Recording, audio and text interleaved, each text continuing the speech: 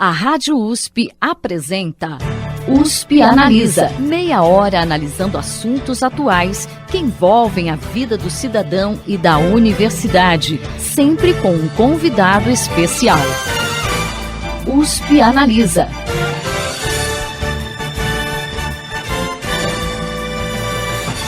O setor cultural foi um dos que mais sofreu com o isolamento social trazido pela pandemia de Covid-19, já que suas atividades, em grande parte, precisam do contato direto e da interação com o público para serem desenvolvidas. Sobre essa situação e as perspectivas para o setor, o USP Analisa está conversando com a coordenadora de projetos na Associação Pro Esporte e Cultura, Mariana Souza, e com o presidente do Cineclube Cauim, Fernando Cachaça. Você acompanha agora a segunda parte dessa entrevista.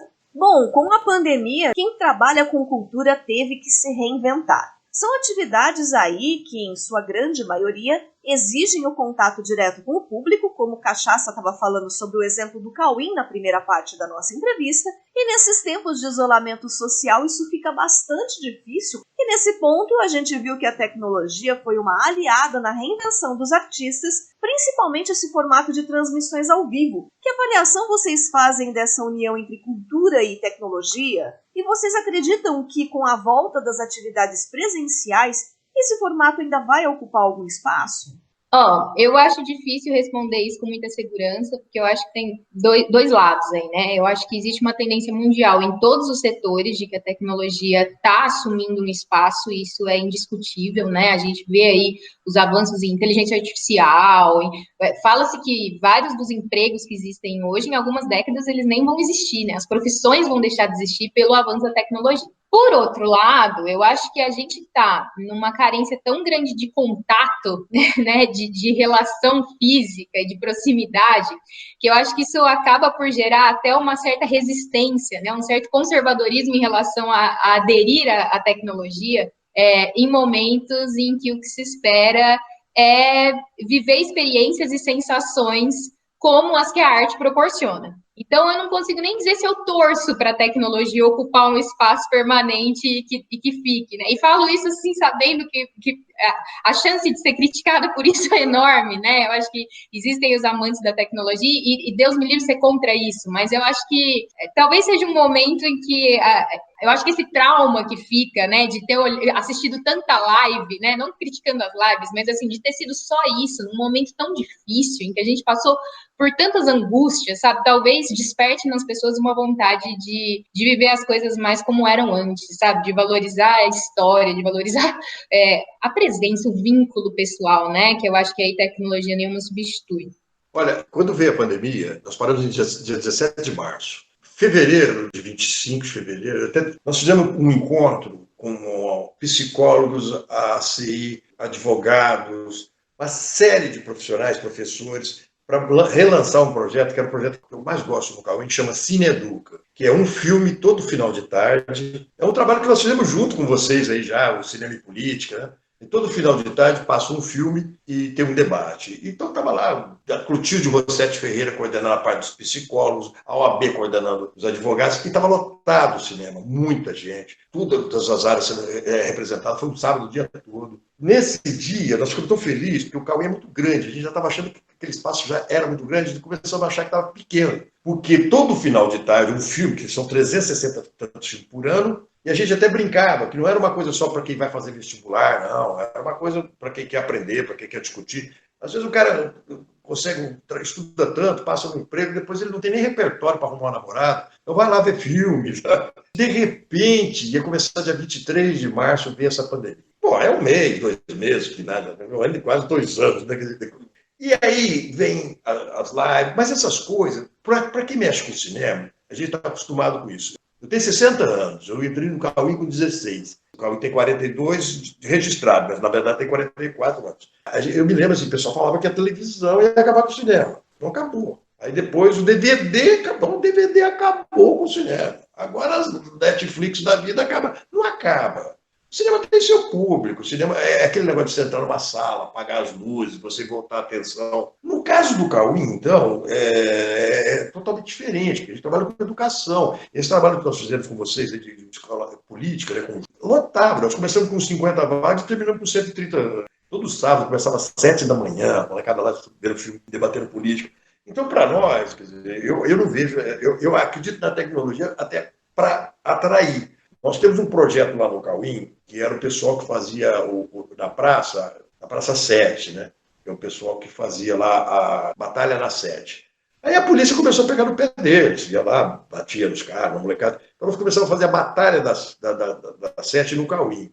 E aí começamos a colocar de manhã, dos grupos de zap, põe uma poesia, põe não sei o quê, dá um livro, faz isso. Então a tecnologia, o grupo de zap, ele trouxe gente pra caramba pro cinema. Entendeu? E mesmo... E outra coisa, nós tivemos projetos assim, que a contrapartida era ensinar o adolescente a fazer um filme de 2 minutos no celular. Nós tivemos assim, uma surpresa tão grata, vamos fazer com uma turma de 30 meninos, fizemos 150 filmes. Então, a tecnologia, no nosso caso, ela atrai esse público que só vinha no cinema quando a escola trazia. Ele começou a vir sozinho para aprender a fazer o filme.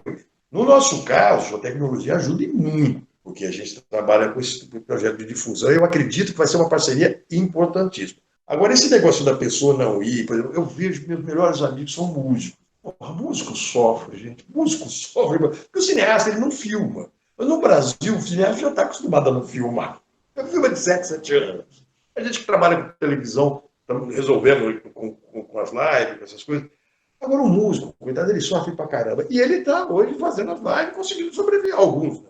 Nem todo mundo, porque está demorando muito. Mas é lógico, você acredita que o músico vai ficar a vida toda fazendo? Não, na hora que começar a abrir o barzinho, vai lotar e todo mundo vai lá para ver o músico ao vivo. Não é igual. Um dado importante que eu acho que vai muito ao encontro dessa fala sua, que você falou assim, as pessoas falavam, não, quando surgia a televisão acabou o cinema, agora o DVD acabou o cinema, agora o streaming vai acabar o cinema. Sabe que na pandemia, um dos únicos setores da cultura, né, uma das únicas manifestações dentro do segmento cultural que teve um aumento de vendas, né, de faturamento, foi o de livros físicos. Né? Porque eu acho que as pessoas, por mais que assim, há quem goste de ler o digital, mas existe público, né? Existe uma parcela que quer ter o contato com a página, o cheiro do livro, né? Então... O livro, você falou uma coisa interessante. Eu tenho uma paixão louca por livro, eu viajo o Brasil inteiro para ensejo. O Cauim tem um acervo de uns 20 mil livros, uns 40% fui eu que comprei nessas garimpagens. E na pandemia, nós fizemos uma livraria lá, fizemos no começo, com os livros que tinham do Templo da Cidadania, que era um outro espaço do Cauim, e tinha muito livro repetido. E nós vendemos, assim, não vendemos muito, porque o pessoal também está sem dinheiro, mas o nosso preço era bem mais baixo. Mas vendemos, chegamos a vender para bibliotecas. São Sebastião do Paraíso, a biblioteca dessas escolas, começaram a comprar aqui em Ribeirão, a gente mandava para eles. E isso foi legal, e muita troca também. As pessoas ligando, então eu tenho tantos livros aqui, eu quero trocar, então vem aqui, troca. Manda alguém, manda um motoboy.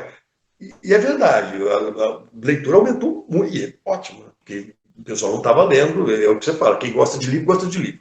Não adianta, eu não consigo ler nessa maquininha, mas nem a pau. Tem que ter o livro, você está entendendo? Se não tiver aquele cheiro do papel, não é a mesma coisa. Agora, mas eu acho que para tudo vai ter isso, porque, por um outro lado também, vai ter aquele bode, né? Porque a hora que abrir também, tem um bode desgraçado das lives, o pessoal vai cansar um pouco também, né? O pessoal vai querer sair, já quer, né? Já vê com tanta festa, coisa maluca acontecendo, que o pessoal fica meio doido. Agora, para o produtor, é muito lastimado. Eu vejo a volta, eu converso muito com atores também. Né? O Chico Dias esteve aqui a semana passada, e é aquele negócio, fala, como é que volta? Como é que vão abrir esses teatros? O custo, o imposto. Porque quem tem prédio com o Cauim é muito caro, você está entendendo? A estrutura física é muito caro. Isso daí, por exemplo, o imposto não diminuiu nada. Aluguel, tudo bem, nós negociamos com os proprietários, mas vai voltar. E até você trazer esse público de volta, porque as pessoas têm medo, né? E com razão. Sabe? Eu me lembro uma história mesmo, assim, o 1º de maio de não lembro que ano, 80 e pouco, 81, uma coisa de velho. Jogaram um veneno no Cauim. O Cauim era na Lafayette 374. Mas não foi. Todo mundo, a gente estava passando o filme Classe Operária Vai ao Paraíso. Quase que foi mesmo. Né? E era um vizinho que não gostava do barulho do ar-condicionado e jogou um BHC quando nós ligamos. Aí estava todo mundo lá, é um atentado político. Eu falei, não tem nada de atentado político. É o vizinho que é maluco, não gostou do barulho do ar-condicionado, jogou. O BHC quase matou todo mundo. Mas por 2, 3 meses a gente não conseguia levar ninguém para o cinema. O pessoal ficava com medo do veneno. Vai ser isso, pessoas sentar uma do lado da outra. Bar não, porque depois que o cara bebe 3, ele solta. Mas cinema, teatro, vai ser brabo, entendeu? Mas, sei lá, tudo vai ser difícil, né? Mas falta, o ser humano consegue adaptar tão bem, né? Sabe? Eu acho que assim, eu sinto muita falta, principalmente de música, que eu gosto muito, né, de música ao vivo. Cinema nem falo, né? Cinema. Agora, o cinema, por ofício, eu vejo muito DVD, né? Eu vejo muitos filmes que vão passar no Cauim. Antes de eu marcar, eu vejo em DVD, eu vejo. Antigamente, em São Paulo, o cara passava no. A distribuidora tinha um cinema para te mostrar o filme. Agora não, a gente manda uma fila para ver aí, se você gostar, você marca. Então eu já tenho essa deformidade de assistir por DVD. Mas faz falta, na telona faz falta.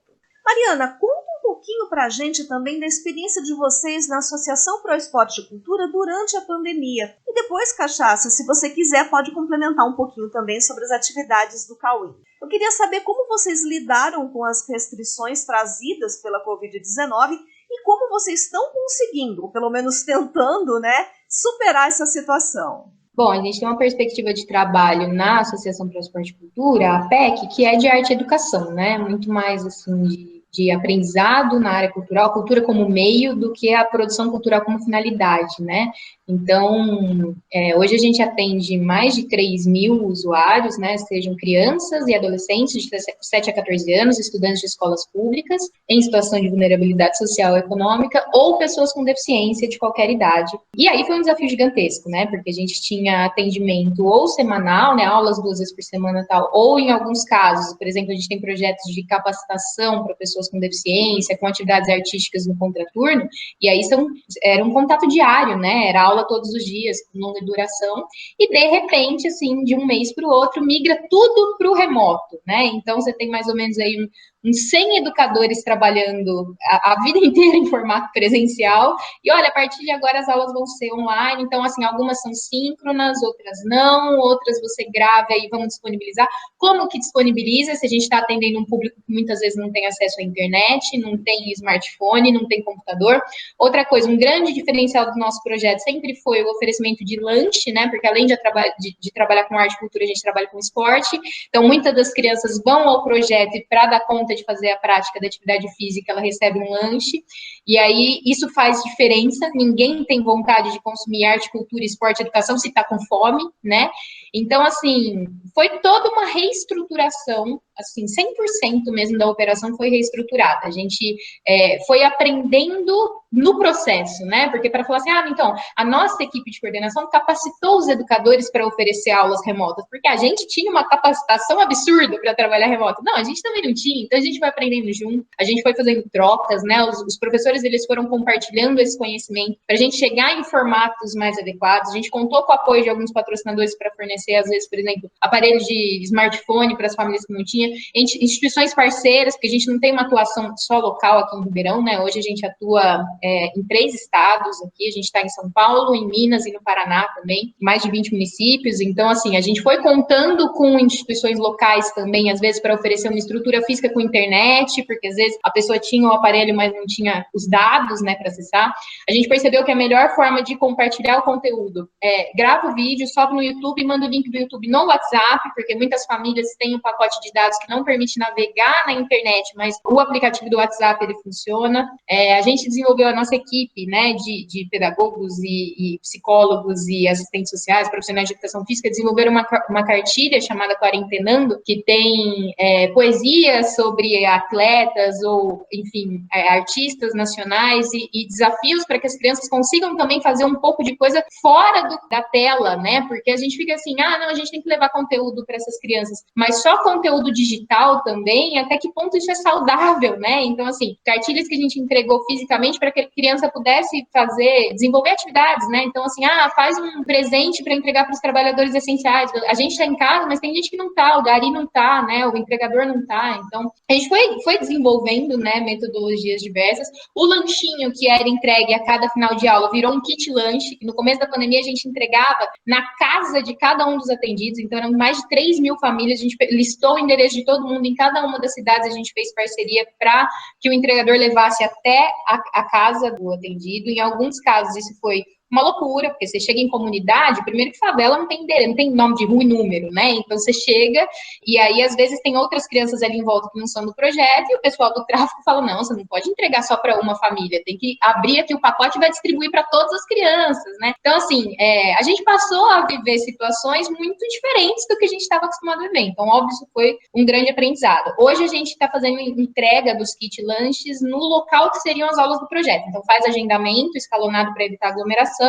A família chega para retirar o kit lanche da família que está inscrita no projeto, e aí tem toda a questão da higienização, é até um momento oportuno para estabelecer vínculo entre o educador e a criança, porque assim, os projetos que tinham começado antes da pandemia, então tinham aulas presenciais, e aí migraram para o online, é uma realidade. O projeto que já começa no meio da pandemia é outra realidade, porque muitas vezes o aluno ele nem conhece o educador pessoalmente, né? Fica só na tela. Então é legal o momento da entrega do lanche também, em que o aluno e o professor conseguem conversar um pouco, né? E principalmente também, assim, os projetos, por exemplo, projetos de dança, que no final teriam um espetáculo de dança no teatro, etc., tudo isso vira produção audiovisual, né? E com medidas de segurança extremas no momento da gravação. Então, que seria uma turma de 20 crianças dançando junto, vai uma duplinha lá, grava no croma, fundo verde, a criança dança de 2 em 2, aí depois vem um editor, coloca um cenário, e aí edita tudo para aparecer a dança sequencial, né? Então, assim, foi uma reestruturação total no nosso formato de trabalho. Óbvio que isso trouxe muita bagagem, muito aprendizado, mas a gente tem saudade do contato presencial e do vídeo, não dá para negar. Agora que saiu o calendário de vacinação e que assim, tem uma perspectiva de colocar fim nisso, né, é muito gostoso ter conversas no sentido de tomar decisões para voltar, porque a gente passou tanto tempo tomando decisões para migrar para o remoto, que é muito legal poder pensar na perspectiva de que jeito que a gente vai voltar agora a ter contato. Do Cauim, nós ficamos parados um tempão, aí volta, para. Mas, como nós trabalhamos com a Associação de Moradores aqui de Ribeirão, né, e aqui em frente ao Cauim, né, a sede, o seu Eurípides, então tem 140 bairros inscritos. Então, assim, abriu, o prefeito anunciou na televisão, amanhã pode abrir, a gente já, FABARP, federação, aqui em frente, dá para gritar. Aí ele já começa a ligar, a lista toda, 140 pessoal, 140. Olha, nós temos o ônibus, nós temos toda a estrutura para buscar as crianças, chegar, o álcool gel, a máscara, tudo. Então ficou nisso, vai, volta. Alguns projetos nós fizemos gravados, mesmo com a telona, para não ter a presença do professor, nós fizemos aulas, o debate do filme. O filme é tal, a pessoa falava gravado, e a gente mandava muito isso também para casa. Mas no nosso caso, assim, não tinha uma vontade específica. Nós temos muitos amigos cineastas, vamos pôr o filme, criar um esquema do Cauim? Não, porque o nosso projeto mesmo é trazer essa criança aqui, né? Ir até o cinema, bater papo, ter uma aula, pegar um livro que a gente faz. Então, diminuímos o público para poder obrigado a parar. Agora, por exemplo, voltando, a partir de segunda-feira. Então, eu queria aproveitar e já deixar claro, inclusive para você, Mariana. Olha, é 3441-4341. Quem quiser agendar, é só ligar. Não tem burocracia, não tem nada. Liga, fala, eu sou da ONG tal, bairro tal, e a gente manda buscar. Dia tal, que filme? Aí nós temos uma série de filmes. Antigamente era película, aquelas latona, não tinha. Hoje não, hoje é digital, vem. Então você escolhe o filme, não, vamos trabalhar com tal filme. Não, nós estamos trabalhando com meio ambiente, então vamos trabalhar com meio ambiente. E traz para cá, sem burocracia nenhuma. Nós temos sessão de manhã, tarde e noite. A sala foi uma sala, quando fizeram essa sala em 1970, era uma sala para 1.000 lugares. Hoje a gente tem 700 lugares, porque está bem espalhado. Então tem lugar para caramba, não tem contato físico. Se quiser, não pode nem. Se quiser vir com o inimigo, nem precisa olhar para ele, entendeu? Tão grande que é. Então tá aí, tá aberto o espaço. Quem quiser, qualquer ONG que quiser fazer parceria, a gente está lá aguardando. Mariana, se tiver, liga pra gente. Vamos fazer parceria, sabe? E já preparando para a volta, né? A gente tem que estar. E outra coisa, os artistas, eu sou de uma época muito legal aqui em Ribeirão, que tinha o Vacarini, né? Nós fizemos a Associação dos Artistas Amigos da Arte.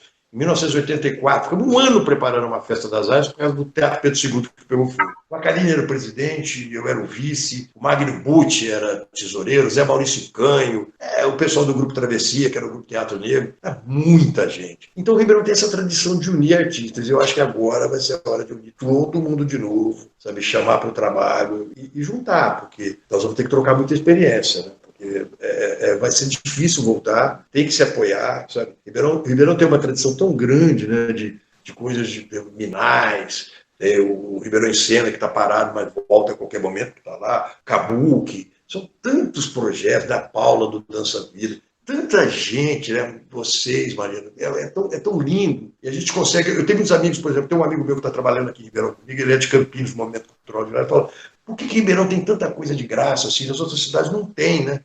Não sei, foi uma tradição. Eu acho que a gente deve muito isso ao Baccarini. O Baccarini era um homem muito do louco. E ele fala, vamos devolver para a população merece. E eu acho que está chegando o momento. Porque a Mariana falou a palavra mágica, vacina. Chegando a vacina aí, eu já tomei a primeira dose da AstraZeneca, estou esperando tomar outra, e eu acho que que essa foi uma maior besteira que aconteceu no nosso país, foi não ter comprado vacina, já era para estar quase todo mundo vacinado, com esse SUS maravilhoso. Eu posso falar de carteirinha, eu já tive hepatite C, vacinei um ano, toda semana eu ia no HC vacinar, uma coisa perfeita, né? Nunca faltou vacina, uma vacina caríssima, e a gente tomava de graça, era o interferon. Eu participo, quer dizer, então eu conheço esse projeto do SUS. E podia estar todo mundo vacinado, mas tudo bem, vai ter que vacinar, vão ter que comprar, não é possível, né? Esses caras não podem fazer o que eles querem, né? E eu acredito nisso, os professores sendo vacinados já é legal pra caramba, e trazer essas pessoas, né? Os educadores sendo vacinados, acho que é muito importante. Então é isso aí, estou confiante na volta. Bom, para a gente finalizar esse nosso bate-papo, 2022 é ano de eleições. E há um risco da gente ver uma acentuação ainda maior dessas polarizações políticas e ideológicas que já existem hoje no nosso país. Na opinião de vocês, que impactos esse cenário pode trazer à cultura nacional? Bom, eu acho que diversos, né? Eu acho que arte e cultura sempre tiveram muito vinculadas, né? Eu acho que o fazer artístico, ele é ato político, ou muitas vezes, né, ele é ato político, e eu acho que essa polarização, ela faz com que as pessoas cobrem dos artistas um posicionamento político, e aí se identifiquem mais ou menos com, inclusive, a arte da pessoa em decorrência do seu posicionamento político. Tá aí o caso da Juliana Paes, recente, né, que fez um posicionamento aí, e a repercussão que isso gerou. A gente tá num Brasil polarizado, né, a gente vem de um Brasil polarizado desde as últimas eleições, tudo leva a crer que este novo quadro aí eleitoral vai ser muito polarizado também, e acho que é papel de quem é influenciador se posicionar, e acho que é nosso papel se posicionar, né? A gente vive um momento que está muito complicado, especialmente no quesito saúde pública, mas também na pauta cultural e artística. A gente trabalha com isso, a gente depende de política pública, então nada mais justo que a gente se posicione, e eu acho que isso faz parte do fazer artístico, para falar a verdade. É o seguinte, o Cauim, ele surgiu em 1979. Eu fazia, na época, Ciências Sociais em Araraquara, era final do governo Geisel e estava entrando o governo João Batista de Figueiredo. Nós montamos o Cauim, era simplesmente, a gente falava, nós vamos montar um grupo para derrubar a ditadura militar. Era simplesmente isso. Depois a gente ia ver se fazia cinema, música, teatro. Primeiro era assim, nós vamos passar filme na periferia e vamos derrubar os milicos. E fomos lá. Lógico que não derrubamos, mas ajudamos. Então, o Cauim surgiu para isso e era só para isso. Aí, quando veio a abertura, a gente já tinha 4 anos de grupo. E o grupo foi ficando, nós temos 42 anos de grupo. Então, nós surgimos com posição política, nós temos posição política, e nós brigamos tanto por isso, nós participamos de tudo, Lei Rouanet, diretas já, o Cauim teve em tudo. O Cauim foi o único grupo no país, eu achei que todo grupo fosse fazer isso, nós ganhamos vários prêmios por isso, a fazer um projeto, um seminário chamado Cauim Discute a Constituinte. Na época eram 7 partidos só, e cada partido mandava uma noite. O cinema na época tinha 280 lugares, era na Lafayette 374, perto da praça ali da Catedral, hoje é uma igreja. E a gente fazia lá um debate, cada partido, um dia de educação, cada partido mandava o seu candidato a constituinte. Então veio Paulo Maluf, Lula, Ulisses Guimarães, Fernando Moraes, que era mediador, Bete Mendes, tudo que você imaginar. Eram 7 pessoas por dia, 7 dias na semana toda, educação, uma série de coisas, esporte e tal. E o Sócrates, que era o Cauim, um dos coordenadores, quer dizer. E eu achei que todo mundo fosse fazer isso, não fizeram, o Cauim fez. Então, nosso grupo é um grupo totalmente politizado. Nós tivemos a melhor fase da nossa vida, foi com o Gilberto Gil. O Gilberto Gil fez um trabalho incrível.